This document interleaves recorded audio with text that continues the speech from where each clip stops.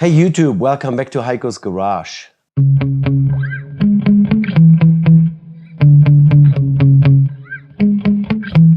Yeah.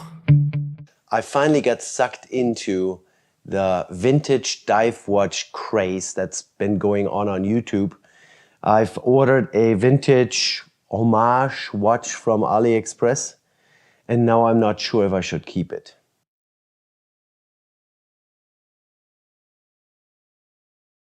After looking and studying all the different models out there, I came up with a list of things that I wanted. I ended up picking one from Steeldive. It's one that I haven't seen on YouTube much at all. Currently have it on my wrist here. It's the SD1958V, and I'm assuming that the V stands for vintage. They gave the watch a kind of a generic but vintage look that could be misconstrued as a Rolex Submariner vintage version homage. So let's turn the camera around now, take a look at the Steeldive SD1958V, and then figure out if I should keep it. Alright guys, so here's the crime scene. This is how this all started. Casio Duro that you see here in front of you, this really started it all for me. And I'm really happy with this watch. I'm really in love with the form factor, the functionality, the 200 meters of water resistance, the unidirectional rotating bezel, how slim it is, you know, how thin the case is, how light it is on the wrist. And I really like this watch, and I end up sitting at work and constantly looking at my watch because I'm kind of like, oh, this is cool. But then, of course, you know, man is never satisfied and we're always looking for something better. So I was looking at all those vintage diver reviews on YouTube and all those different brands that kept popping up. I wrote myself here a whole list. So let's start from the more expensive to the cheaper. So the Tudor Black Bay, it's kind of a reissue of their own vintage line from back in the 60s. We have the Genoa Ocean Rover, which is a 40 millimeter diver, but which is a $1,300 watch. Then there's a Steinhardt Ocean Vintage, and lately I've been looking at the Steinhardt Ocean 1 Red, which is the style of watch that I really like. Only downside is it again has an aluminum bezel insert. Then, of course, we have a lot of Paganis. Then there's San Martin, the 6200, which is a Rolex Submariner homage, 38 millimeter.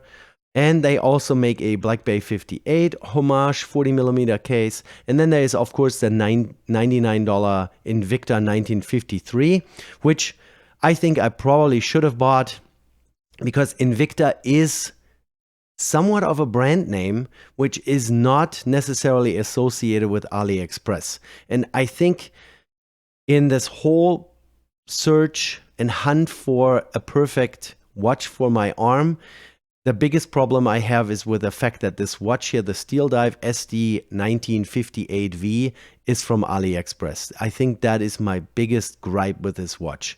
So let's move the Duro out of the way. I will forever keep this Duro for sure. I might modify it one of these days and put a sapphire crystal and a different bezel insert into it. We'll see. I will definitely make a video out of it if that happens. So now let's move a little closer and take a look at this Steeldive. So here's the Steeldive SD1958V. In typical AliExpress fashion, it came in this little plastic case. The typical way they ship watches these days to protect them. It was packed pretty well. There was a bracelet adjustment tool, which I actually used. I took 3 links out to make it fit my 7.5-inch wrist. There was a little label on it, the warranty card, instruction manual. So the typical AliExpress way of shipping watches from China. So there it is. It is a pretty watch.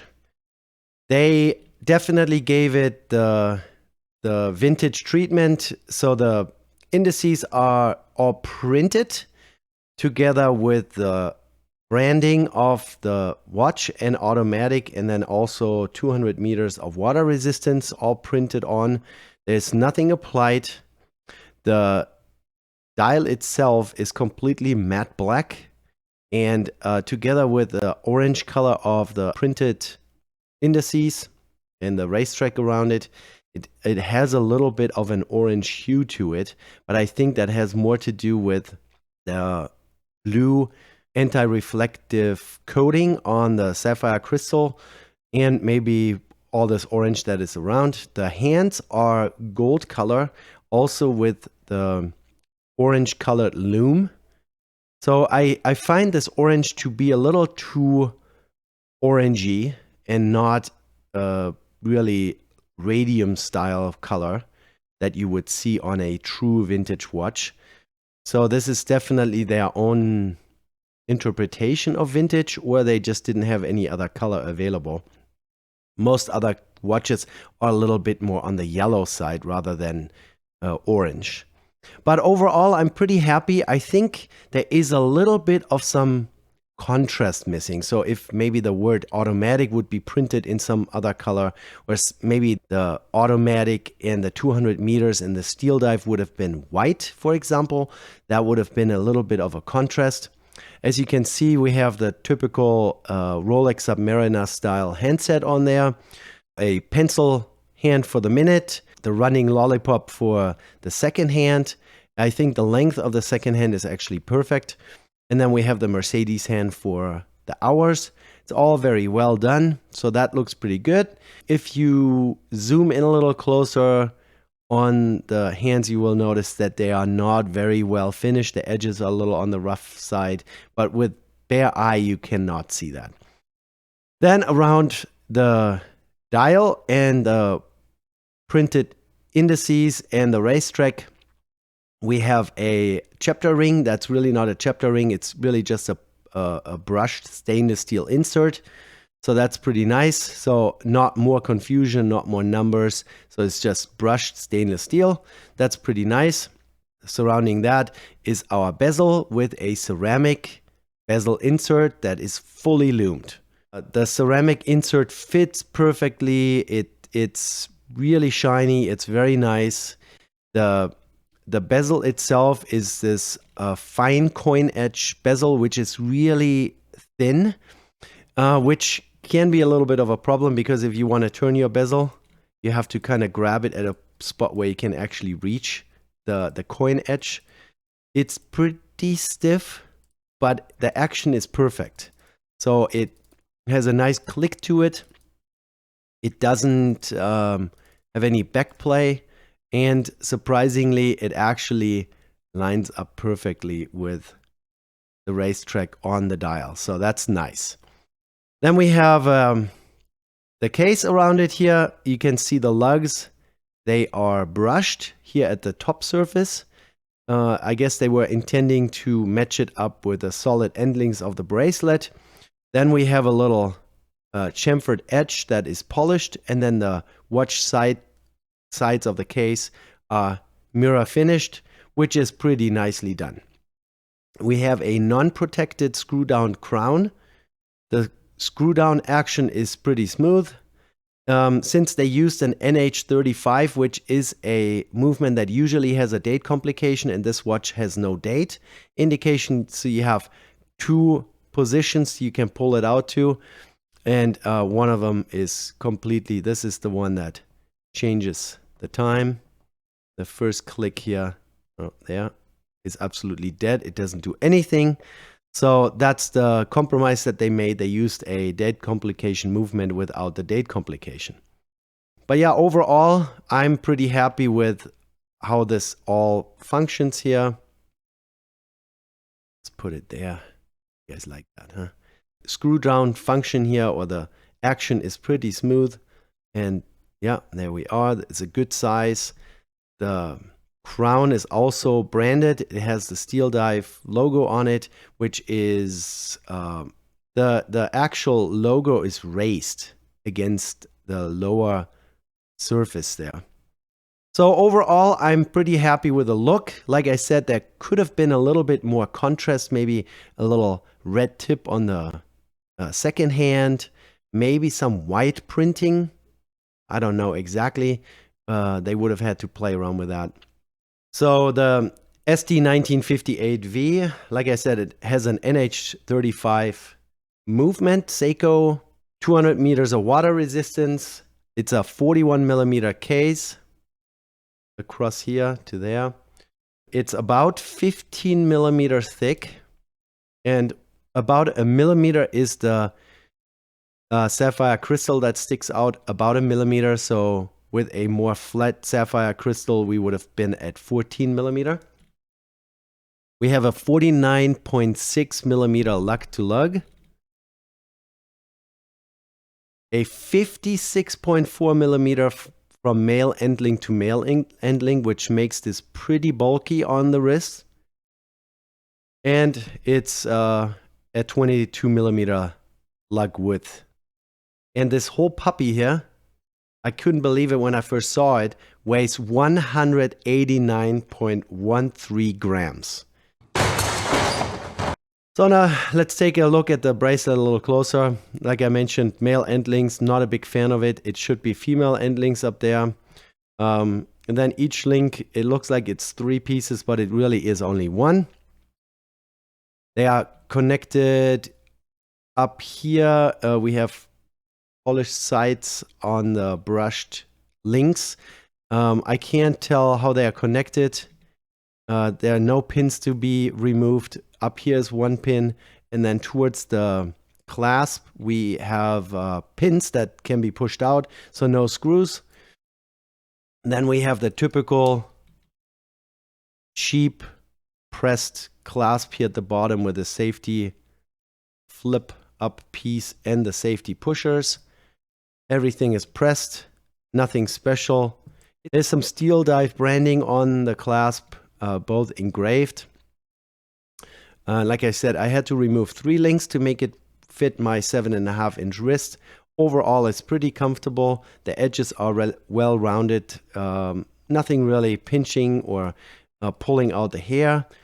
Of course, it is pretty wobbly. There's a lot of play. Those pins that I've pulled out, they are pretty skinny. Of course, there's also a lot of rattle, but I usually don't have that rattle when it's on my arm. So overall, you know, just a run of the mill. There's already a couple scratches here. It came out of the box with those scratches right there. So that was one of my quality complaints. Let's not spend too much time on the case back. It's the typical Rolex style screw down case back, full branding. Again, the brand logo is raised. The back of the case back here was pretty scratched up right out of the box. So I'm assuming that this box has traveled around the world for a little while. They just do their advertisement on their stainless steel, 200 meters, NH35 and all that stuff. So not super disappointed about the case back really, because it's going to be out of sight most of the time. So I put this thing on, and then I was staring at it like I was always staring at my Duro. Here, let's put it on. Sized perfectly. It is a little bit on the tight side. I like it to stay in place where I put it. Not too bad, but then I noticed the gap between the last link here and then the male end link. It's always sticking out. And I really don't like that look. So that's why I'm saying these end links should be female and not male. That's just what I'm thinking, and other watch brands actually do that. That makes the watch conform to the wrist much nicer. Overall, the size, 41 millimeters. Since I've been wearing the Duro for so long, I almost find this relatively small. Like I said, 7.5-inch wrist, but I have relatively large hands, and a small watch next to a large wrist just doesn't look right in my book. Yeah, just for comparison purposes, let me grab my dad's old diver, which is more like a skin diver, like a desk diver, but it's from the 1970s that has this vintage look. Let me grab that real quick. So here is a vintage little dive watch. The crystal is in pretty bad shape. Stainless steel, screw down back, Swiss made, 200 meters of water resistance, with a proper automatic movement and a date complication. So this is what my dad used to wear all my childhood long. And when he died, he passed it on to me, or my mom gave it to me. So I'm still holding on to this. This used to be on a stainless steel bracelet that unfortunately wasn't original to the watch, and it never really fit really well. The size of this watch on my wrist is just way too puny, way too tiny. And so I was always leaning towards the larger watches. So this 41 millimeter is definitely better. I would like it to even be like a 42 or 43, but anyways, I think the watch is pretty. The longer I look at it, the better I like it. But just the fact of those male endlings and the weird way of not conforming to my wrist really well, kind of soured the relationship a little bit. Let me say it that way. And I was already in the process of maybe trying to return this thing back to the seller. They sent me their shipping address and all that. Now I have to spend $30 to get it back to China. And I'm debating whether or not I should hold on to it. Then I suddenly realized this is a 22 millimeter bracelet, and the Duro also has a 22 millimeter strap on it. Why not move the strap from the Duro onto this watch and take a look at it? Let's do that. So here's the Steeldive SD1958V on the Duro's very dirty, grimy wrist strap. And I gotta say, I really like it. The biggest complaint about the Steeldive was the bracelet with those chunky end links. And with a rubber strap, that's completely alleviated that problem.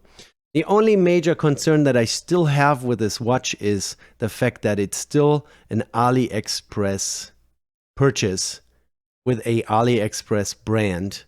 You know, the pride of ownership just isn't there. As we are approaching the end of this video, I wanted to give you a proper loom shot. This is a sped up 20-minute clip that shows you the beauty of the loom.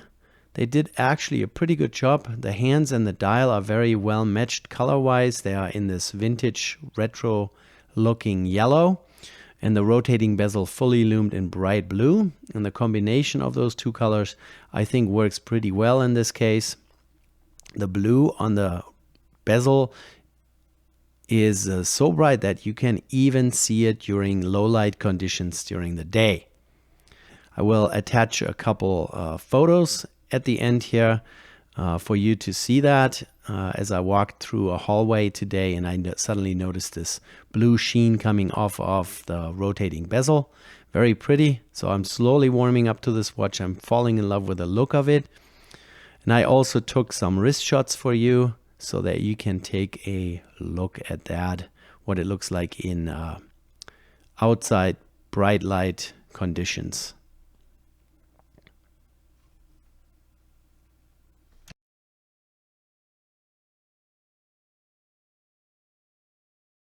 Why don't you guys tell me what you think about this watch, if I should keep it, if it's worth having, what you think about my strap upgrade from bracelet that I don't like to rubber or plastic, polymer, whatever this material is.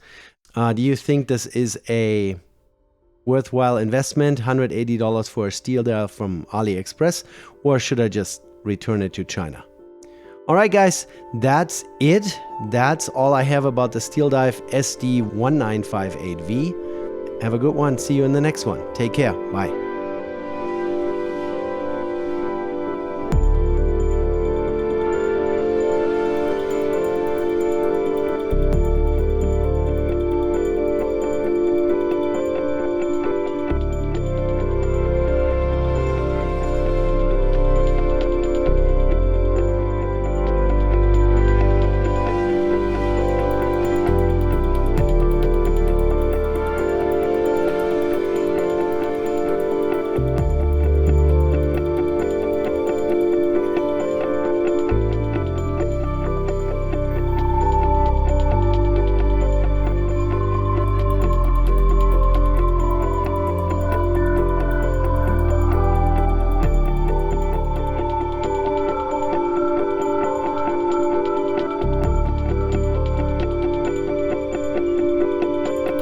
you.